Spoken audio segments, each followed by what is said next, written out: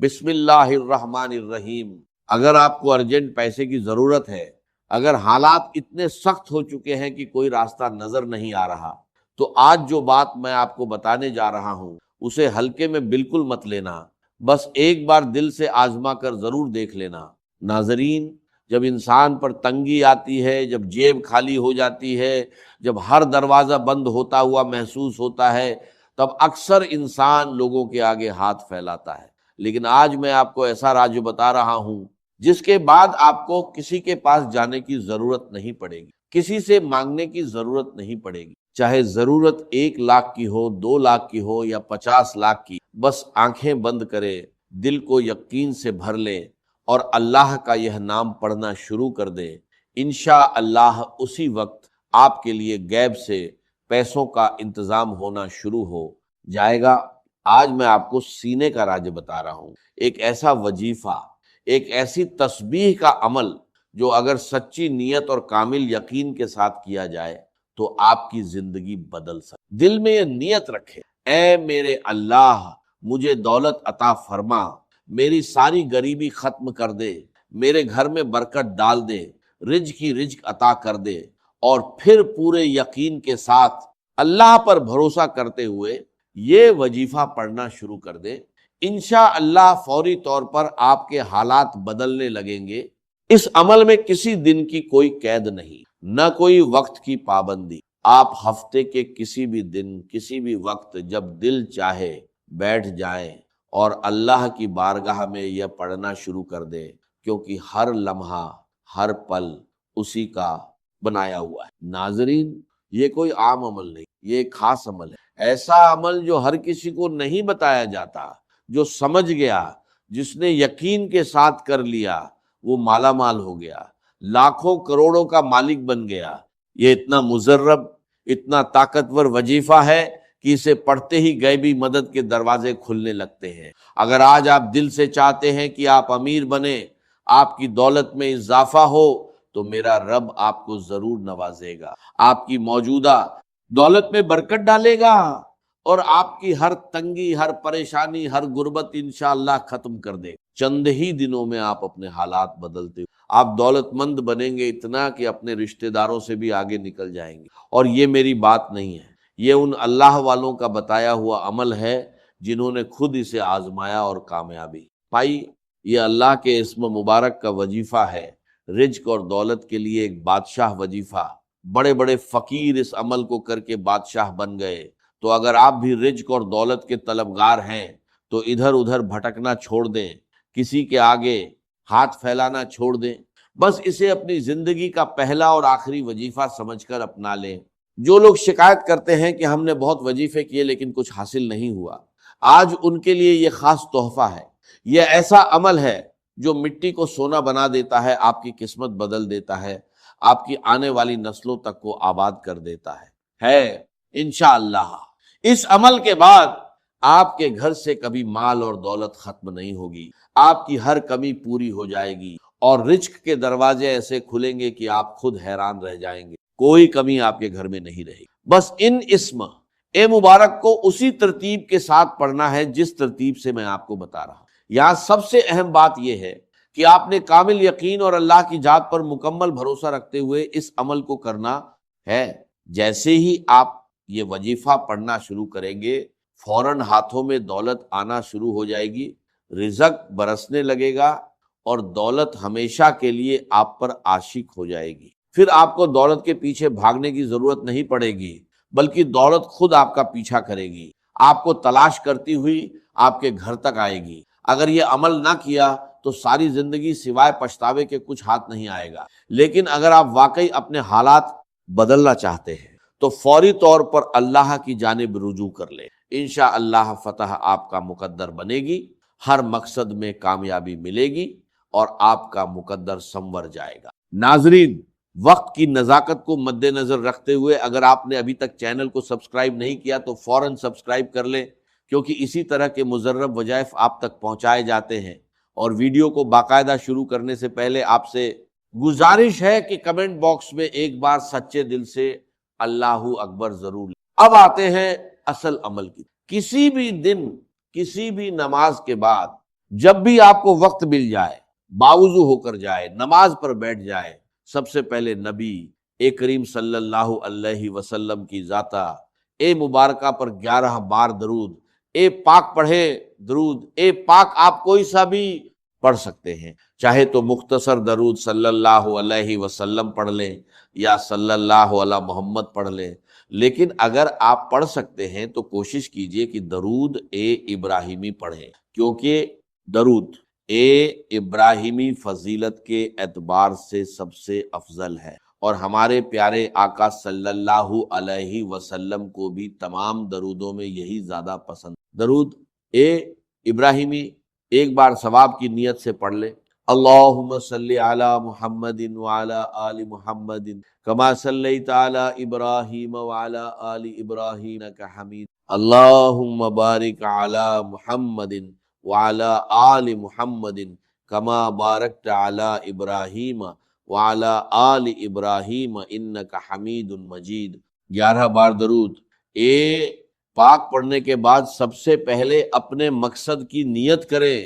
اگر آپ کرائے کے مکان میں رہتے ہیں اور اپنا گھر چاہتے ہیں تو گھر مانگ لیں، اگر آپ گاڑی چاہتے ہیں تو گاڑی مانگ لیں، اگر بار بار کوشش کے باوجود نوکری نہیں مل رہی تو نوکری کے لیے پڑھیں، پسند کی شادی کے لیے پڑھیں، قرض سے نجات کے لیے پڑھیں، آپ کی جو بھی حاجت ہے اسی نیت کے ساتھ بیٹھ جائیں۔ اور ایک بات ذہن میں رکھیں، یہ مت سوچیں کہ یہ کام ناممکن ہے، کیونکہ انسانی عقل چاہے کچھ بھی کہے، اللہ کے لیے کچھ بھی ناممکن نہیں۔ آپ کی ہر ناممکن حاجت انشاء اللہ ممکن ہو۔ اپنے تمام مقاصد کی نیت کرنے کے بعد ایک بار تعوذ اور ایک بار تسمیہ پڑھیں، اعوذ باللہ من الشیطان الرجیم، بسم اللہ الرحمن الرحیم، اور پھر وظیفے کا آغاز کریں۔ سب سے پہلے جو عمل آپ نے پڑھنا ہے وہ ایک قرآنی سورت ہے، اور وہ سورت ہے سورۃ الکوثر۔ ناظرین، سورۃ الکوثر اتنی طاقتور سورت ہے کہ آپ کے کاروبار میں جتنی بھی رکاوٹیں ہیں، آپ کے بچوں کے رشتوں میں جتنی بھی بندشیں ہیں، آپ کے گھر میں اگر جادو یا جنات کے اثرات ہیں، یا اولاد پر نظر بد ہے، تو انشاءاللہ یہ سب جڑ سے ختم ہو جائیں گے۔ یاد رکھیے، سورۃ الکوثر کی تلاوت سے تقدیریں بدل جاتی ہیں، حالات سنور جاتے ہیں، اور بندے کے لیے رزق کے دروازے ایسے کھلتے ہیں کہ وہ خود حیران رہ جاتا ہے، نصیب کھل جاتے ہیں۔ سورۃ الکوثر قرآن پاک کی سب سے چھوٹی سورت ضرور ہے، لیکن اس کے فائدے بے شمار ہیں۔ بسم اللہ الرحمن الرحیم، انا اعطیناک الکوثر فصل لربک وانحر ان شانئک هو الابتر۔ ناظرین، آپ کو سورۃ الکوثر صرف 11 بار پڑھنی ہے، لیکن یقین کے ساتھ، توجہ کے ساتھ، پورے خلوص نیت کے ساتھ آج اگر آپ سورۃ الکوثر صرف 11 بار پڑھ لیتے ہیں تو آپ کے کاروبار کی ساری بندشیں ٹوٹتی جائیں گی، بیٹی کے رشتے میں جتنی بھی رکاوٹیں ہیں وہ ختم ہو جائیں گی، گھر سے جادو، جنات اور نظر بد کے اثرات ختم ہو جائیں گے، آپ کی دکان، دفتر اور کاروبار اللہ کی حفاظت میں آ جائیں گے۔ پھر سوچئے، جب خود اللہ کی حفاظت آپ کے ساتھ ہو تو دنیا کی کون سی طاقت ہے جو آپ سے آپ کی کامیابی چھین سکے؟ جب آپ پہلے نمبر پر سورۃ الکوثر 11 بار پڑھ لیں تو فوری طور پر دوسرے نمبر پر جو وظیفہ پڑھنا ہے وہ سورۃ الاخلاص ہے۔ سورۃ الاخلاص ایک ایسی مبارک سورت ہے جسے پڑھنے والا اللہ کے بے حد قریب ہو جاتا ہے۔ اس سورت میں اللہ کی وحدانیت کا ذکر ہے، اور جو اللہ کی وحدانیت کو بیان کرتا ہے وہ اللہ کا محبوب۔ آپ نے سورۃ الاخلاص کو بھی صرف 11 بار پڑھنا ہے۔ بسم اللہ الرحمن الرحیم، قل هو اللہ احد اللہ الصمد لم یلد ولم یولد ولم یکن لہ کفوا احد۔ بھائیوں اور بہنوں، یاد رکھیے، سورۃ الاخلاص کو صرف 3 بار پڑھنے سے پورے قرآن مجید پڑھنے کا ثواب ملتا ہے، تو سوچئے جب آپ اسے 11 بار پڑھیں گے تو کتنی رحمتیں، کتنی برکتیں آپ کی طرف آئیں گی۔ سورۃ الاخلاص کو 11 بار پڑھنے کے بعد بندے کی قسمت کھل جاتی ہے، پھر وہ جس طرف قدم بڑھاتا ہے کامیابی اس کا مقدر بن جاتی ہے، وہ جس چیز میں ہاتھ ڈالتا ہے وہ سونا بن جاتی ہے، جو چیز سالوں سے نہیں مل رہی تھی آج سورۃ الاخلاص 11 بار پڑھتے ہی حاصل ہو جائے گی۔ اس کے بعد آتا ہے آج کا تیسرا اور آخری وظیفہ، جس کے بغیر یہ عمل مکمل نہیں ہوتا۔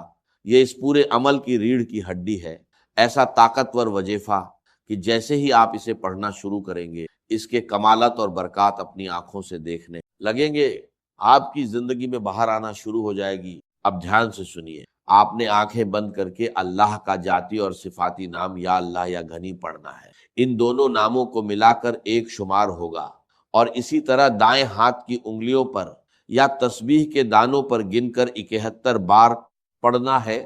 ناظرین، یہ وظیفہ سمجھانے میں بھلے تھوڑا وقت لگ رہا ہے، لیکن جب آپ اسے پڑھنا شروع کریں گے تو آپ کو بالکل بھی مشکل محسوس نہیں ہوگی، سب کچھ آسان ہوتا چلا جائے گا۔ جب آپ یہ تینوں اعمال بتائے گئے طریقے اور ترتیب کے ساتھ پورا کر لیں تو آخر میں پھر سے 11 بار درود اے پاک ضرور پڑھیں، جو آپ نے شروع میں پڑھا تھا۔